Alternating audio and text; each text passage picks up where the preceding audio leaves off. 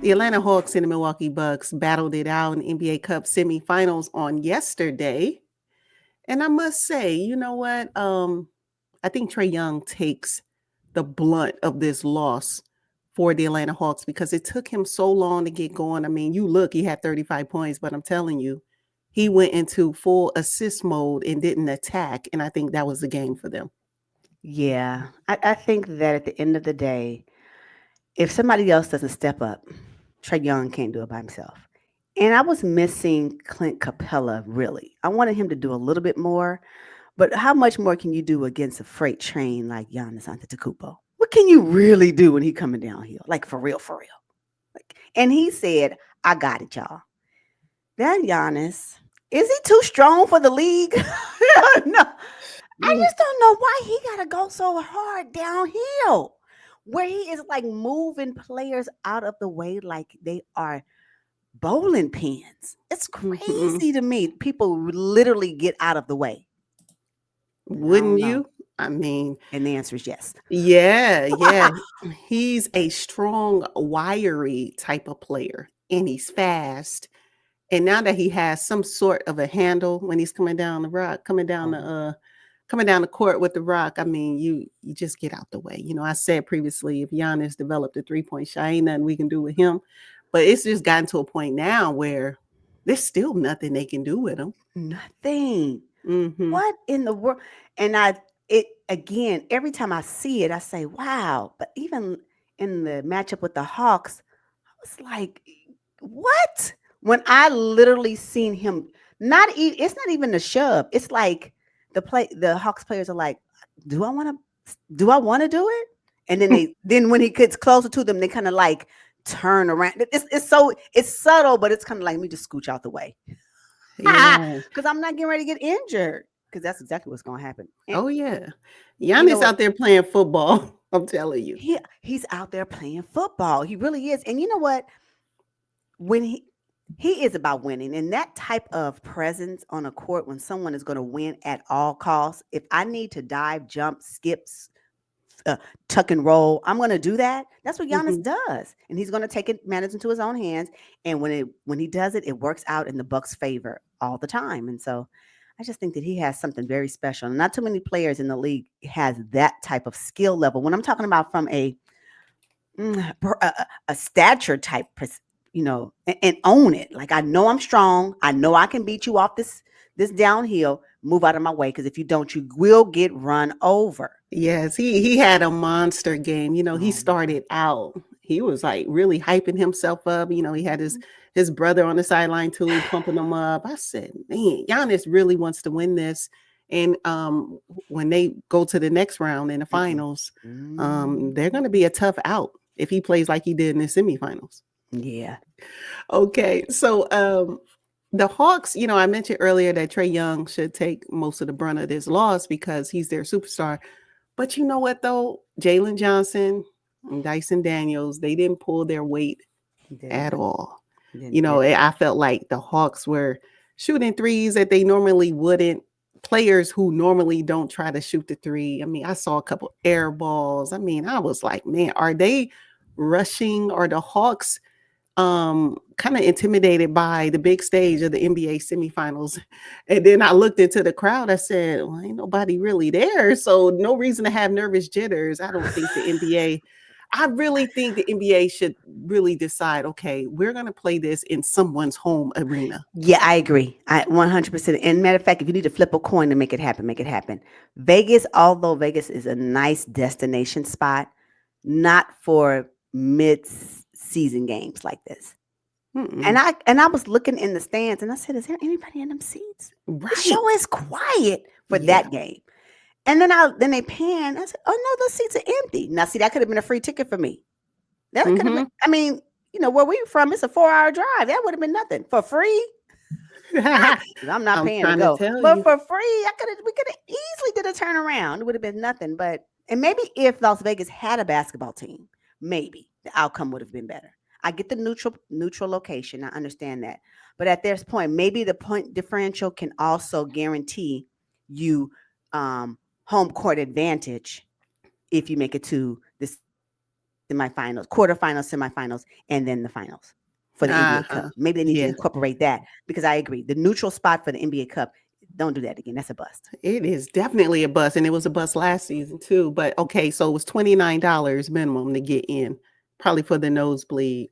But there That's were some courtside seats, and then the NBA think they slick, right? They made the fans or the crowd dark and tried to yes, highlight the stage. I said, yes, "Come yes, on yes. now, we can Now, see right through this. There's nobody there." no, it looked like, and this is cold.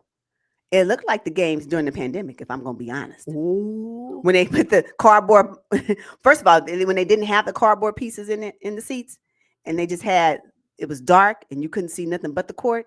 But where they messed up is that they had actually lights going up the stairs. That's how I yes. knew it was empty. Turn the lights on the stairs off if you wanted me to believe it was busy or a lot of people there. I just think they could have did a better job with that. So the crowd for me had a lot to do with the excitement of the Hawks Bucks game. It was for me missing some level of excitement from a fan perspective. I wanted the rahs and the cheers. I didn't get that Hmm. from this No. game. And I think it kind of put a damper on the game itself. So I agree. So the Milwaukee Bucks took complete control. they I mean, did. really, really from the top, right? Yeah. It's the Hawks. I think it was really good for them to make it to the semifinals. Yeah, it was But cute. you know Yeah. what? We just move on. We move on. The Hawks. I still think they're going to have a pretty good season Yeah. overall. So this isn't the end for them. Hopefully, after the game, they were able to enjoy Las Vegas. But yeah, the Bucks move on to the NBA Cup Finals, and then we were blessed to Thank you. see the OKC Thunder and the Houston Rockets later in the day. Thoughts on that game? The joy of the evening. You know what though? Maybe the Bucks Hawks game was too early in the day. You don't do 1:30 in Vegas, Pacific Standard Time. Everybody sleep. You just For real. don't. Nobody's up. Vegas is tumbleweed blowing in Vegas at 1:30 in the afternoon. Are you serious? Mhm. However, at 5:30 Pacific Standard Time, people are now ready to get out there and eat and get their drink on. So then I understand why it was a little bit more lively in that game. And OKC Thunder. I will say this defense. There was a point at the top of the game where I was like, okay, this is just too much defense. Yeah, yeah. Can one of the team just scale it back on defense just a little bit? Because we need some offensive punch in here. If I see another stop. Mm, mm, mm. Yeah, I was like, is anybody gonna score? I mean, because we just gonna steal the ball all game. I mean, second and third attempts on defense. It was really a masterclass from both teams. It really was. No, and they came out saying nobody gonna make a basket. It was like they had the same agenda. We're gonna get a stop. And it got Mhm. to a point like at the end of the first quarter, I was like, okay, y'all. Yeah, come on, huddle up. Can we just lighten up just a little bit? Just a little. Yeah, Just a little yeah. bit. Oh my gosh. If you want to know what defense looked like and defense on both ends, watch that game because nobody did anything. I'm just sorry. Shea couldn't get his together. Dylan Brooks was on him like he was wearing his jersey. It was just Yeah. every time somebody thought they was about to, shoot their shot, they got a deflection. Hands was everywhere. It was a Yeah. physical Yeah. game as that. I mean, people was getting beat up in that game, at least the first half. It's like lighten up just a little bit. Yes. We know Ime Udoka wasn't gonna light up, and Coach Mark Dagnall, he was like, "Nope, I'm not letting up either. Let's play No. our game." You could tell it was like it was personal for them. You could Yes. tell who's gonna be in first. You know. One thing I can say though is that defense is strong. What I would like to see from the Houston Rockets is that they get someone that can break out from the offensive perspective. Like OKC, we knew Shea Gilgeous was going to kind of set it off. Second half came and Shea Gilgeous said, okay, y'all, we're going to still do defense, but then I'm going to bring in the offense. And then that offense is going to help propel us to this win. So I think that the Houston Rockets, they lack from this game, what I see is that they lack a solid offensive presence because I know Jalen Green was supposed to be that person for them, and he was not last night, unfortunately. No, no. If they had, and Alperen Sengun did what he could do, the best he can do. But if someone on Houston Rockets could shine like Shea Gilgeous Alexander did on OKC in that matchup, then I think the Houston Rockets would have had a better chance at winning. come the second half, and that didn't happen. Uh-huh. Yes, because I looked at Fred VanVleet and Uh-uh. I said, "Is it gonna be him?" It No, wasn't him. no. Albert Sengun couldn't. They had him locked up. Let me tell you, locked. Locked up. Sengun was so frustrated all evening. I couldn't believe it. I said, "Did you think it was going to be a cakewalk?" And then you know what? He's so locked up. So by the fourth quarter, now you're gonna try to take it out on Case and Wallace. Don't do that. Don't Yeah, do, come on. You're gonna shove him in his neck. yeah. But hey, And then Kaysen wait, didn't back down though. he sure Kaysen didn't. stood his ground. He sure didn't. Face all in his chest. He was like, "You." Uh-huh. Okay, I'll tell you, I'm gonna still hold my own. It was so funny. And then so they both got a technical right. What was really funny is when Doris Wallace said when Fred VanVleet went to shoot the technical point. Uh-huh. Doris, I don't know if you heard it. She was like, "The ball never lies." Because he missed Yeah. it. I said, exactly. Oh, I cracked up. It's funny. But yeah, no, I just think that there's somebody that has to say, I'm going to own the offensive piece of this from the Houston Rockets. And I really think that they want Jalen Green to do it. But he's inconsistent. If he can Mhm. find his consistency in offense, I think the Rockets would have had even if not in this game, but we're talking about maintaining their top 6 seed in the West and also going deep into the playoffs. They better figure it out, because then that's when we'll see the demise of the Houston Rockets in the postseason. And I don't want that to happen. I want them to go deep, but they got to find somebody that's going to own their offensive punch and be the one to be consistent. And I hope Mhm. Jalen Green is that one. He needs to be, because if he had Yeah. done that last night, Alfred Sengun could have done it, but Alfred Sengun, as you mentioned, he was locked up. So then Yeah. Jalen could have, but he had 12 points. 12 Not points. gonna do it. Not Not going to do gonna it. do it. Yeah. I was happy to see Amen Thompson and Tari Eason. This is the kind of game where they thrive. Oh my gosh. Defense, terror on the court. I was like, oh my goodness. Amen Thompson played almost the whole game, 30 He looked minutes. good. Almond Mm-hmm. Thompson, I'm telling you, he has to be in the running for 6 men of the year. He has to be. He Yes. looks amazing on defense. Again, he can, if he enhances his play style by getting more offensively minded too, it's gonna be something to watch. But yeah, 6 men of the year so far, he has to be on somebody's top 6 list. Has to be. Yes, yes. Oh, so OKC, we talked about Shea Gilgeous getting busy. Oh my gosh. And I said, wow, look at Jalen Williams, though. They Mhm. just have so many weapons. And then Lou Dort was hitting the three, too. I said, oh my goodness. It was They were outmatched. Although it was a matchup that I had anticipated. I wanted to see them play. Yeah. I think the Houston Rockets now know they're not on the level that No, OKC is on. no, not at all. Not at all. Not defensively, yes. Mhm. Offensively, absolutely not. Absolutely not. And you need both in order to win games. So, yeah. This game did give me the defensive presence and defensive fight that I needed. More so where I was like, okay, y'all, break it up. So I was happy in that regard, because that's exactly what I was anticipating.